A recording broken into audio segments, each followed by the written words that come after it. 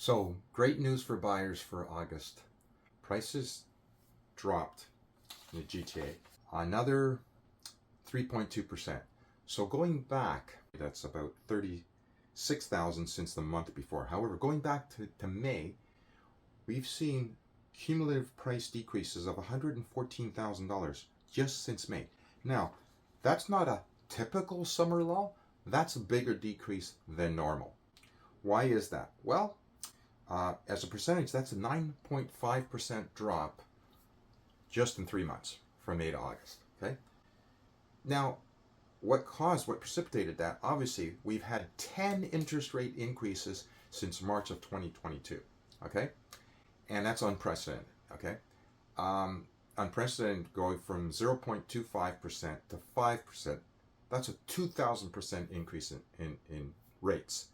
So obviously, it's a lot harder for most Canadians to purchase homes. Obviously, number of sales have plummeted as a result across Canada, and in particular in the GTA. Last year we saw the Great Divide. We saw properties volumes, sales go down by approximately 45%, and this year property sales will go down again a significant amount. Just extrapolating it out, we'll probably be down from last year. We'll probably be down at least another 35%. That's significant. We're talking about tens of thousands of sales. Buyers that can't buy primarily because of the Bank of Canada's higher interest rate policy to squash inflation. Now, is it just me, or do you also think that governments should be held more accountable? Let me give you a case in point. When it comes to inflation, it's optics. And let me explain. The inflation, Canada inflation rate, the CPI basket, consumer basket of goods, okay? The CPI index, they call it, okay? Ironically, 30% of the total weight in those baskets is shelter. Guess what? What's shelter? It's mortgage payments, property taxes, insurance, utilities, and or rent if you're renting, okay? Transportation accounts for 17%. Food accounts for 16%. Household operations, furnishings, and equipment account for another 15%.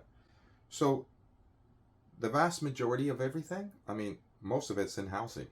We take the 30% plus the 15%, that's 45%. And shelter and housing operations, they are related. Yes or yes? Absolutely yes. Okay. And ironically, because mortgage rates are up 30.6% this year in 2023 versus 2022, it looks like consumers aren't doing a good job of managing their expenses.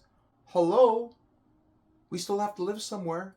And 67% of Canadians that can do own 33% rent. But guess what? Rents are up too.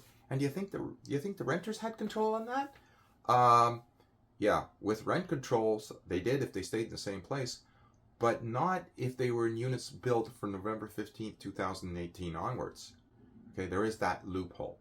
Okay, so if you're a landlord and you're faced with rising costs, what are you going to do? And if you had a unit that was built after November 15th, 2018, what are you going to do?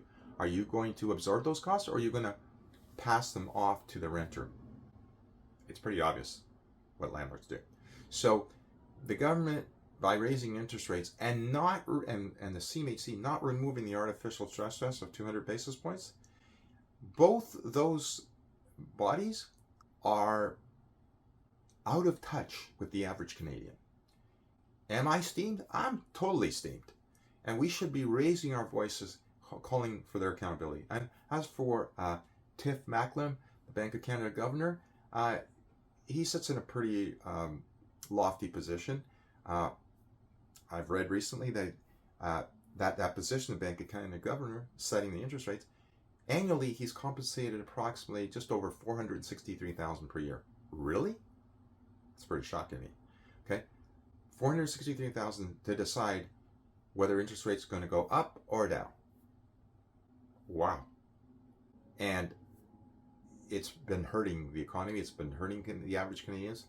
And okay, yeah, I don't want to be ungrateful for the fact that yesterday they announced a rate hold at 5%. However, he left the door open by saying that the Canadians should still buckle down. Oh, really? How is Tiff buckling down? I heard he's living a pretty lavish lifestyle. And, well, how can he relate to the average Canadian if he's doing that? So, if you're a prospective buyer, if you take a look at the previous trends, it's obvious. Property values will go up. The summer lull is over. Okay? They will creep up. Why? Just because, again, we can't stop natural life events. And guess what? Families expand. They need bigger places. Or they moving out of rent because they want to own eventually. So that's going to be coming back. And it typically comes back in the fall. We're talking about September, October, November.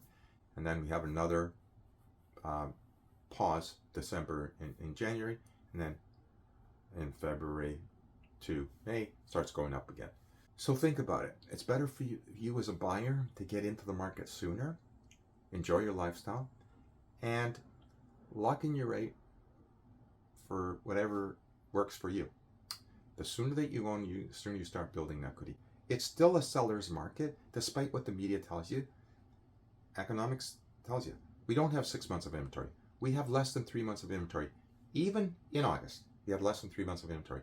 We need 6 months or more of inventory, 6 months to have a balanced market, and we need more than 7 months of inventory in order to have a buyer's market.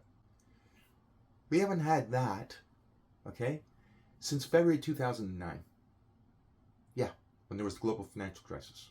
And the following month, March 2009, we went back into a seller's market. So keep that in mind, all right? Remember to leverage our guarantees. Take the risk off your shoulders, whether you're buying, selling, or investing. Have a positive month. Talk soon. Thanks.